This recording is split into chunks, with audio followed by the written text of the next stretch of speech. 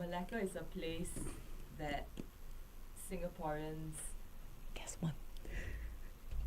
Okay, we're having some troubles here with the... Okay, now we're back. Yes! Okay, cool. Okay, Clara, hi again. Hi. Okay, yes. so Melaka. Melaka. So Melaka is a place I think Singaporeans think we know.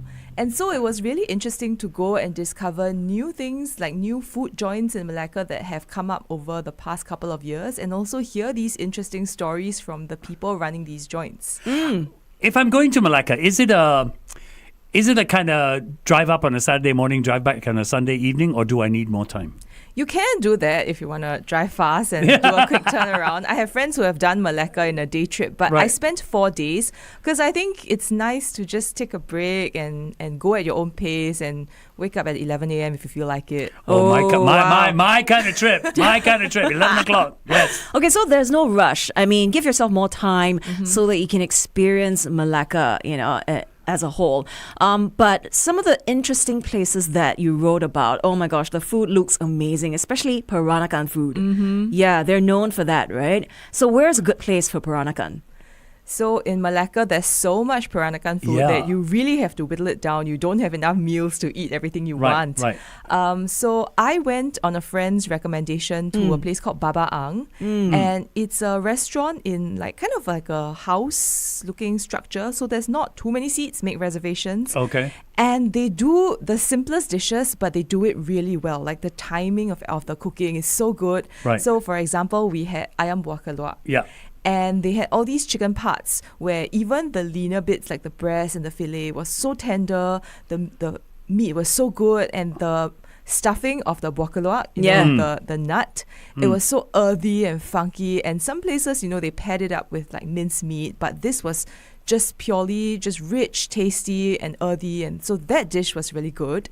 And they also had this dish which sounds so simple. It's just steamed lady's finger with sambal. With sambal, yeah. But they did it perfectly. And it's like, the lady's finger was crisp, it was bright green, it was luscious and tender and not at all slimy. And it's really the litmus of a place's skill, right? It's True. Can you do vanilla ice cream well? Yeah, very, very true. Because so many people do ladies' fingers and they just come out stodgy and slimy. Yeah. And then you don't want to eat it. Yeah, it's off-putting. You absolutely don't want to eat it. We're going to continue this conversation on our Facebook page. We're going live on Facebook, so keep it right here with us. We'll continue to talk to Clara about all things food in Melaka. Flying Dutchman in Carrie. So, Melaka, and I've been waiting to ask you this. Everybody goes to Melaka. Everybody eats chicken rice balls. Okay, well, that's one of the things that they're known for, right? But Is it what's really your take on it? I can't do it. Yeah, it's not it. No? No. No. Okay. So for me, it's a nostalgic thing, But but aside from that, what else is there? Like some of the standout places that you went to? So chicken rice balls not on the list. Yep. Nope. There are a lot of cafes in Melaka, but there are a lot of cafes that are known for their aesthetic. And I was very set on I have to go somewhere where the pastries and the cakes are actually good. Right. So do it for the gram. Yeah, no, don't do it. Don't just do it for the gram, right? Okay. Because don't waste your calories as Yeah, well on yeah. something that's mass produced in a factory. So I looked up a lot of Google reviews and Instagram reviews, and I went to the Curious Bakers. So they are a cafe that has 2 branches in Melaka, and everything I tried was good. And we had 4 desserts. Wow. So we had a basque cheesecake, which is, it's quite done. There are a lot of places that do it. But this one had 3 layers. So they had the cheesecake, and then there was a layer of rose mousse as well as raspberry mousse. So it's a bit like the Ispahan flavor, but with cheese. And because you have the slight tanginess from the raspberry and the lightness from the rose, it all kind of plays off against one another, and it just comes together really nicely. It's not cloying, it's not too heavy, just a really great after meal treat. As much as it seems like the tourist haunt, anything worth visiting in Yonkers? Yeah, for sure. Even now, the night market is still fun to walk it's still down. Fun. Yeah. A lot of stores sell the same things, but there are some that are really quite interesting. So for instance, there's this guy who just barbecues like cuttlefish and squid, and it smells so good if you like that kind of like Fishy. seafoody Yeah. umami flavors. Yeah. And the smoke kind of just swirls through and permeates the air. And he'll hand you a sample. It's like it's crisp, it's fresh. You really can't resist it. Nice. Okay, so Yonka is still worth It's a still visit. good. still worth a visit. Yeah. Right. I used to go to Yonkers because up the end where is it Hard Rock Cafe is, there used to be a guy with a little van, and he used to do lok on the side of the road. And for me, it was the best lok ever. So Do they still have lok these days in Melaka? They do. I didn't go on this trip, but I think the best ones are in permanent stores, and you have to okay. look it up. But I Right. think that's the nice thing about Melaka, because it's so close to home. We all have memories of it, and it's Yes. tied to certain things. Like for you, Carrie, it's Yeah. the chicken rice balls, and it's tied to certain milestones and experiences in our lives.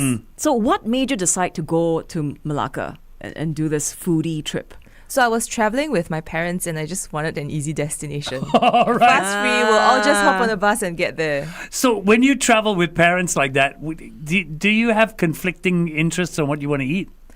Fortunately, no, because my parents are very chill, and we have the same taste buds, because basically they Yeah. raised me. Okay. And they imbued in me everything they like in food. Yeah. So we would just, start the day, have breakfast, and maybe take a nap, and we kind of like the same things. So that's good. And they are also open to trying new things, and that's nice. How does someone go to Melaka? How do they plan it? Well, first of all, you got to get there. And so we took a bus. I think it's $33 per person for a one-way journey. And now you can fly there as well with Scoot. So it's a really short flight. And then I think once you are there, book your accommodation, look up stuff on Google Maps, read reviews on Instagram. And that's pretty much it. Or you can, ask locals for recommendations. Do they openly suggest places to go eat? Locals? Either the locals. Oh yeah, for sure. In fact, it's a bit like Singapore, right? Everybody has their idea of which popiah is the best. Where should you go and eat this particular food? And like us, they will also say, "Oh, this place used to be very good, but now the standard has dropped." drop. Okay. Popiah. I was you about wrote to about say, that, yeah. right? So how's the popiah different from Singapore's version? Yeah. So the popiah that I tried, wow! The main thing is it has lard.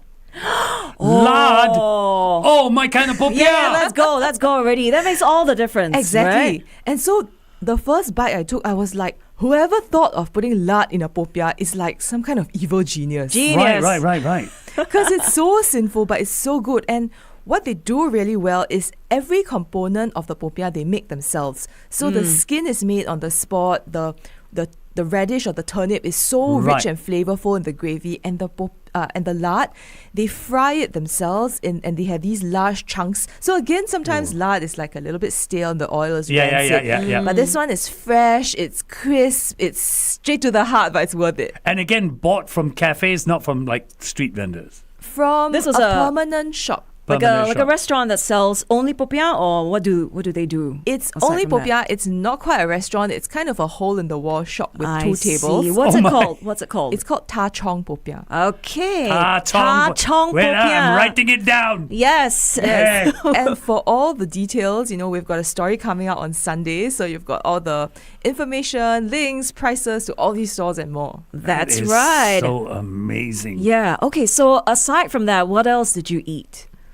That was Okay, amazing. Wait, so before we talk about more food, I must continue waxing lyrical about the popiah. Okay. Yeah, Okay. okay, Yeah. okay. What's up More about popiah. popiah? Yes. So it's this hole in the wall, right? And then every day there are like queues of locals sneaking out of the shop, and that's how you know it's good. Right. And you have to go for breakfast, because I went at maybe like 10:45, and by 12:30 they were sold out.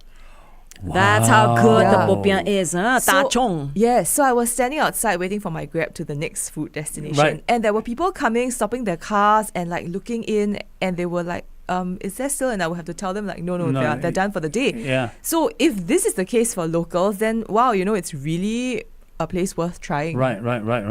Okay. Wow. So good. So we'll actually talk to Clara in a bit more, but we're Yes, gonna we will. come on, right? We're going to talk to her about what surprised her most in Melaka and what she did before she started to write about food. Oh, nice. So that's going to be really, really interesting because we can do. Before you wrote about food, you did travel. Yes. Okay. You were a travel journalist for 5 years. Yes. Right? That is amazing. That's actually What one a of my great dream job. job. What a great job. Right? Traveling and writing about it. I mean, just amazing stuff. That it is is so still a cool. dream job. Yeah, still it is, right? Yeah. Okay, so this is somewhat in that same vein, but not quite. Now you get to eat as well. Not Now bad.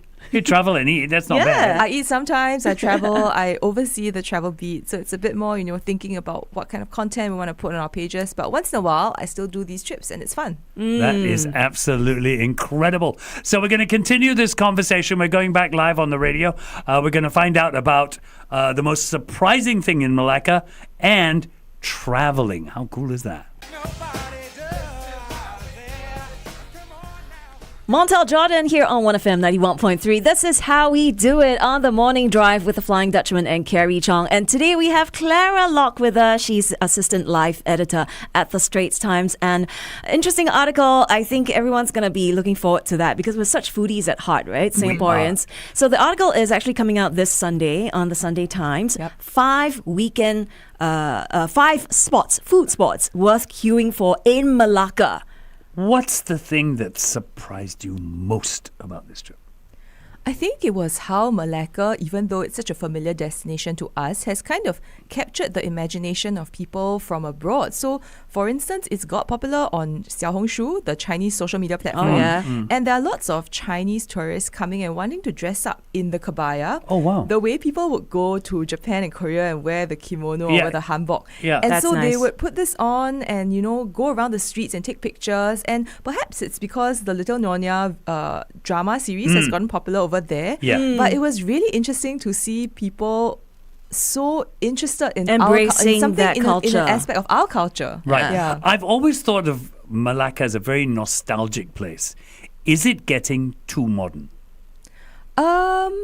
I think it has been modern for some time, but it's nice because there are a lot of new shops and boutiques and cafes that come up that really play into the current trend of what younger diners and shoppers are looking for. So for example, you can also find things like supper clubs or like pop-up stores that feature independent designers, Malaysian Right, designers, right. and they've got cool, quirky little trinkets and postcards, and I think that's a great way to modernize, to give people Yeah. a platform. Yeah. Yeah, but still keeping the grit and The grit, of Melaka. I think that's that's part of the secret of the Okay, city. so you were a travel journalist for 5 years, right? I want to ask you, you're Yeah. the best person for this question.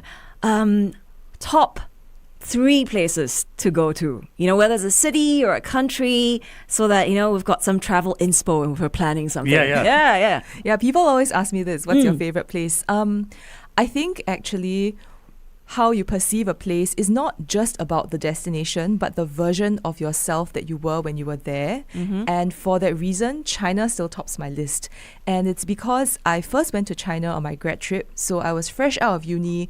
It just felt like the world was full of possibility. And this was more than 10 years ago. So we traveled in a different way. It was still a lot more analog. So I had a copy of Lonely Planet that Oh was my. brick thick. And I printed out all my hostel reservations. With all the little post-it your Yes, tabs, and right? I only had internet when I got into the hostel. You don't Yeah. navigate with Google Maps. It's different. And I think looking back, it was quite a different way of traveling. So for instance, now you go to a place and you look up what you want to eat and you Yes. expect that you're going to eat the best thing. Yes. But back then, you would be open to just talking to locals and they would give you a recommendation, maybe scribble it down on a piece of paper, and you just follow and you just go and discover. And it made the discoveries that much more special. I'm sure. Yeah. Carrie, pick a place. Oh, I think it's got to be Spain. Spain. Yeah, Spain is amazing. The culture, the food, the people, right? Yeah, one of my favorite European cities. I think culture is very important when you travel, and food. We're food people, so food obviously. For me, it would be Peru, Machu Picchu. Wow, that's Bucket on my list. bucket list, Yeah. right? Machu But you need Picchu so is much special. time to travel to South America. It takes a while to get there, first Okay. of all. So, ideas for you. Malacca is the big one. You got a weekend coming up. Not sure what to do. Maybe Malacca is where you want to go. Clara, thank you so much for coming in. It was absolutely awesome. Thanks for having you've me. been lovely. Absolutely incredible. Catch the article. It's out this weekend. Make sure, and then you'll know where to visit, what to eat while you're in Malacca. You're on your way. The Flying Dutchman